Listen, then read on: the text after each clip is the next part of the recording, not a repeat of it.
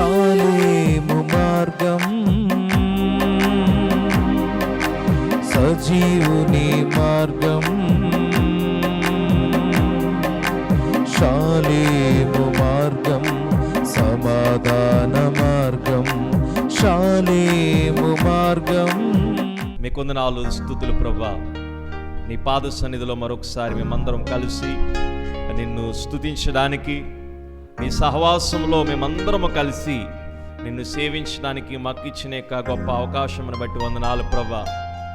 అయ్యా, మమ్మల్ని నీవు ఎరిగి మమ్మల్ని ఏర్పరచుకుని మమ్మల్ని ప్రేమించి నీ సహవాసంలో మమ్మల్ని చేర్చుకోవడం కొరకు నీ రక్తమునిచ్చి నీ ప్రాణమును పెట్టి సజీవమైన రాళ్లగా మీలో కట్టబడాలని ఒకరికొకరము ప్రోత్సహించుకుంటూ, ఒకరికొకరు బలపరుచుకుంటూ, ఒకరినొకరు ఆదరించుకుంటూ, ఒకరినొకరు అయ్యా ప్రభా ప్రేమ కలిగి నీ ప్రేమని లోకానికి అందించే యొక్క వెలుగు సంబంధులుగాను, ఈ యొక్క లోకానికి ప్రభా ఒక గొప్ప ఆదర్శవంతమైన మాదిరికరమైన జీవితాలు మా ద్వారా కనపరచడానికి సహాయం అందించినందుకు వందనాలు. మమ్మల్ని మా హృదయాలని నీకు సమర్పిస్తుండగా మమ్మల్ని సిద్ధపరచమని, సమస్తము నీ స్వాధీనంలో ఉంచుకుని మా యొక్క శరీరమును మనస్సును ఎక్కడో దృష్టి పెట్టడం కాదు కానీ ప్రభా నీ మీద నిలిపి మేము నీ యొక్క సహవాసంలో గడపడానికి మరొకసారి మాకు ఇచ్చిన యొక్క అవకాశాన్ని బట్టి కృతజ్ఞతాస్తుతి చెల్లిస్తూ ఈ ప్రార్థన నీ పాద సన్నిధికి చేర్చుకోమని యేసు పరిశుద్ధ నామములో అడుగుచున్నాం తండ్రి, ఆమేన్. కీర్తనల గ్రంథము 84వ కీర్తన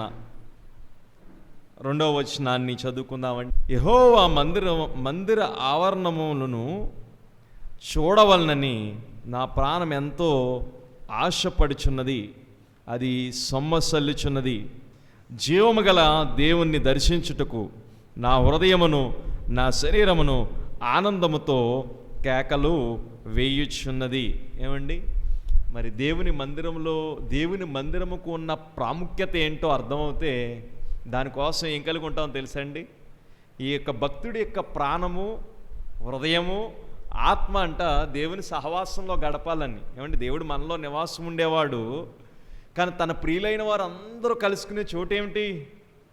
దేవుని మందిరం. ఈయన చెప్తున్న మాట చూడండి, నాకెంత ఆశగా ఉందయ్యా అంటే నా శరీరము. ఏమంటే సాధారణంగా మందిరానికి రావాలంటే శరీరం అలసటతో ఉంటుంది, అవునా కదండి? శరీరం ఎలా ఉంటుందండి? పొద్దుటంతా అలసిపోయామండి. దేవుని మందిరానికి ఉండే ప్రాముఖ్యత గుర్తిస్తే, దేవుని మందిరానికి ఉండే ప్రాధాన్యత గుర్తిస్తే ఎన్ని ఉన్నా మొదట దానికే ప్రాముఖ్యత ఇస్తాం. ఏమండి, విచిత్రం ఏంటంటే ఆఫీసులకి టైంకి వెళ్తూ ఉంటాం, చేసే కూలి పనులకి టైంకి వెళ్తూ ఉంటాం, పిల్లల్ని స్కూల్కి పంపే విషయంలో కూడా ఏమండి ఒక 5 నిమిషాలు ముందు పంపుతారా, హడావిడిగా పంపుతారా? ఏమండి, ప్రతి దానిలో కూడా 5 నిమిషాలు ముందే ఉంటాం. ఒక్క దేవుని మందిరానికి మాత్రమేనండి అన్నిటికంటే ఆలస్యంగా. ఏమండి, ఎందుకో తెలియదు, అప్పుడే పని వస్తుంది. నిజమే, పనులు లేకుండా ఉండవు ఎవరికి.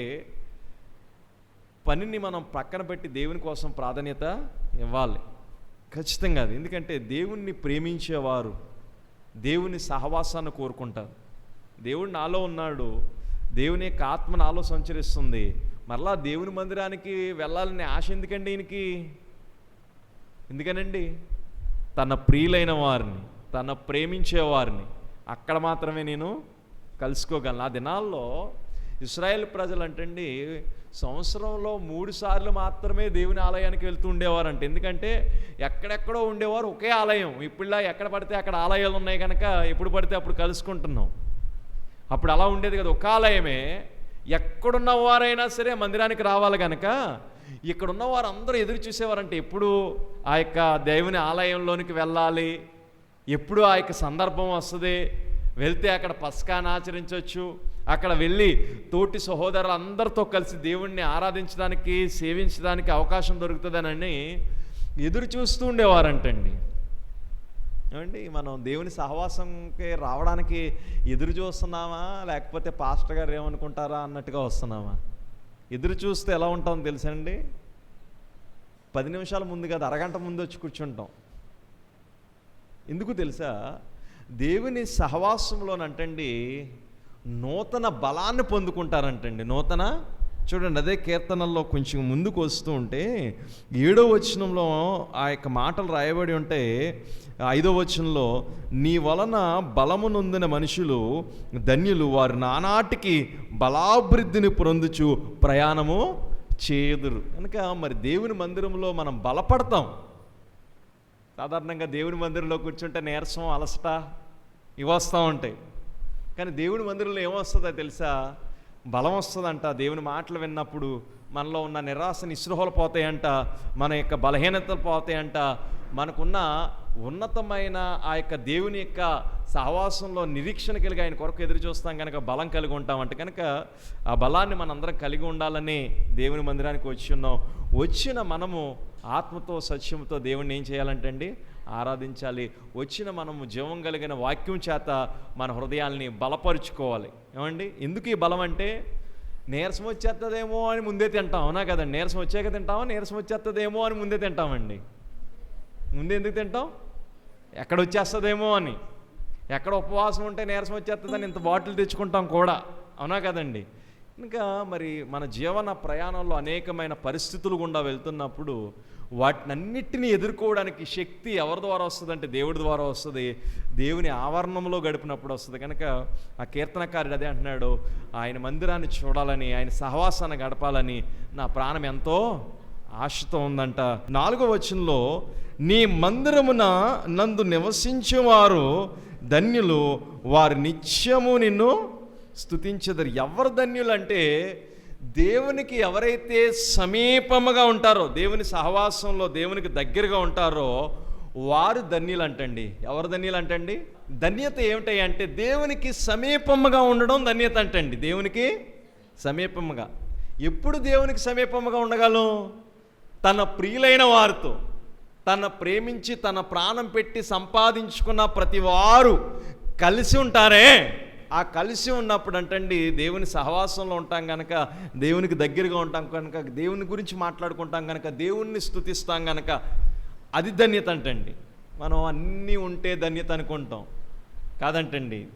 దేవునికి దగ్గరగా ఉండడం ధన్యత అంటండి. మన ఆలోచన, మన హృదయము, మన జీవితము, మనం చేసే పనుల విషయంలో దేవుని సహవాసంలో ఇది ధన్యత అంటండి. ఈ కీర్తనకారుడికి తనకున్న పరిస్థితులను బట్టి దేవుడికి దూరంగా ఉండడానికి, ఇప్పుడులా దేవుని ఆలయం దగ్గరికి రావడానికి ఎప్పుడు పడితే అప్పుడు కుదిరేది కాదు కనుక, వాళ్ళకి సంవత్సరంలో ముమ్మారులు మాత్రమే దేవుని మందిరానికి వచ్చేవారు కనుక ఎప్పుడు అవకాశం వస్తుందని ఎదురు చూస్తుండేవారంటండి. ఏమండి, సాధారణంగా మనం ఎప్పుడు ఎదురు చూస్తామంటే జనవరి 1 ఎప్పుడు వస్తుందని డిసెంబర్ 1 నుంచి ఎదురు చూస్తూ ఉంటాం, అవునా కదండి? కానీ ఈయన దేనికోసం ఎదురు చూస్తున్నాడంట? దేవుని మందిరం కోసం. ఏమండి, దేవుని మందిరం కోసం ఎదురు చూడడం ఎందుకండి? దేవుడు నిరంతరం ఉండేవాడు, ఆయనలో ఉన్నవాడు. మరి ఎందుకంటే తన ప్రియులైన వారిని కలుసుకునే చోటు ఒకటే దేవుని మందిరం. అందుకని ఆ మందిరంలో నా ప్రియులైన వారు అందరితో కలిసి నేను స్తుతించగలను, నా ప్రియులైన వారి అందరితో కలిసి దేవుణ్ణి ఆరాధించగలను, నా ప్రియులైన వారు అందరితో కలిసి దేవుని మాటల్లో వినగలను, నా హృదయాలను సరిచేసుకోగలను, ఒకరినొకరు బోధించుకుంటూ, ఒకరినొకరు బుద్ధి చెప్పుకుంటూ, ఒకరినొకరు ప్రోత్సహించుకుంటూ, ఒకరినొకరు బలపరుచుకుంటూ. ఇవన్నీ ఎక్కడ దొరుకుతాయండి? ఎక్కడ దొరుకుతాయండి? వీధుల్లోనా? బయట కూర్చుంటారు కదా దుకాణాల్లో, అక్కడ దేవుని సహవాసంలో.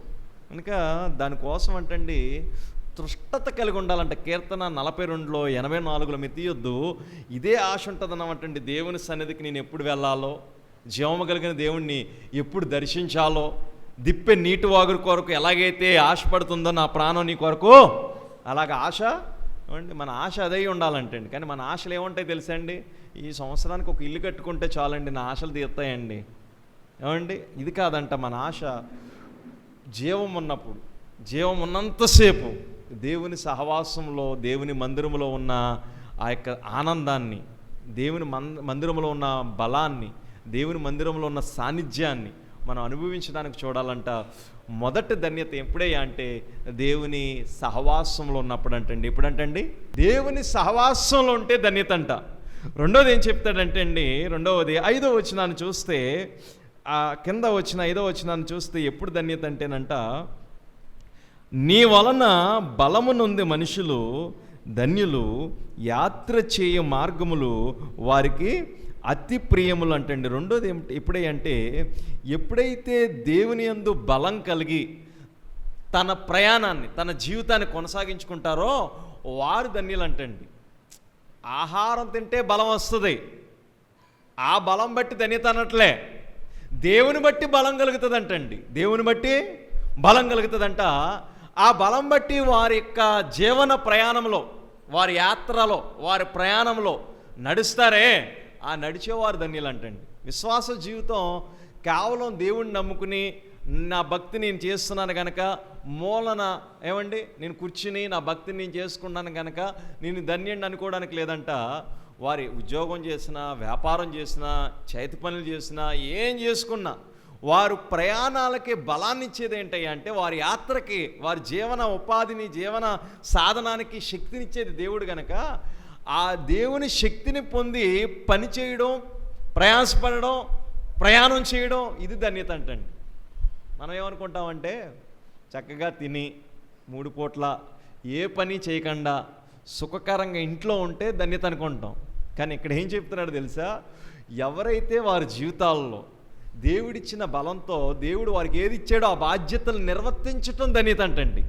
దేవుడు ఇచ్చిన బాధ్యతలు ఏవైతే ఉన్నాయో, అది కుటుంబంగా, స్త్రీగా కుటుంబ బాధ్యత, చేసే పనో లేకపోతే వ్యాపారమో, అది మనం చాలా సందర్భాల్లో మనం చేసే పనులు, వ్యాపారాలు, కుటుంబంలో చేసే యొక్క గృహిణి బాధ్యతలో చాలా బాధతో చేస్తూ ఉంటాం, చాలా కష్టంతో చేస్తూ ఉంటాం. కానీ అలా చేయడం అంటే ధన్యత అంట. ఎందుకంటే దేవుడిచ్చాడు ఆ బాధ్యతను నీకు. దేవుడు ఆ బాధ్యతను ఇవ్వకపోతే నువ్వు ఆ స్థానంలో ఉండేదాన్ని కాదు కనుక రెండో ధన్యత ఏంటంటే మన బాధ్యతను నిర్వర్తించటము ధన్యత అంటండి. కానీ నేటి దినాల్లో బాధ్యతని ఎస్కేప్ చేయడానికి, మనకిచ్చిన బాధ్యతని నిర్లక్ష్యంగా ఉండడానికి మనం చూస్తుంటాం. మన బాధ్యతను కలిగి ఉండడం ధన్యత అంటండి. ఎప్పుడు అనొద్దు ధన్యులు వాళ్ళకేంటండి ధన్యులు అనొద్దు. ఎవరు ధన్యులు అంటే దేవుని సహవాసంలో, దేవునికి సమీపముగా ఉన్నవారు ధన్యులు. దేవుడిచ్చిన బాధ్యతల్ని నెరవేరుస్తూ ఉంటారే వారు ధన్యులు అంటండి. రెండోది. మూడోది ఏం చెప్తూ ఉంటాడంటేనండి, ఆ కింద వచనంలో మనం చూస్తే 12వ వచనాన్ని మనం చదివితే, సైన్యములకు అధిపతియగు యెహోవా నీ యందు నమ్మిక ఉంచిన వారు ధన్యులు. అబ్బా, మనం ఎవరి మీద నమ్మకం ఉంచాలంటండి? దేవుని మీద నమ్మకం ఉంచాలంట. మనల్ని మనం నమ్ముకుంటాం, లేకపోతే మన యజమానుల్ని నమ్ముకుంటాం, మన డబ్బుని నమ్ముకుంటాం, మనకున్న వసతులను నమ్ముకుంటాం. కానీ వాక్యం ఏం సెలవిస్తుందంటే దేవుణ్ణి ఎవరైతే నమ్ముకుని నిరంతరం నమ్మకం అనేది ఏదో ఒకసారి కలిగి ఆగిపోయేది కాదు, ఇది నిరంతరం ఉండేది. నిరంతరం ఉండే ఈ నమ్మకాన్ని ఎవరైతే కలిగి ఉంటారో వారు ధన్యులు అంటండి. వారు ఒకసారి ఆలోచించండి, శరీర సంబంధమైన మనుషులు మాట్లాడే ధన్యతకి, ఆత్మ సంబంధమైన దేవుడు మనకు నేర్పిస్తున్న ఈ ధన్యతకి ఎంత వ్యత్యాసం ఉందండి? అవునా కదండి?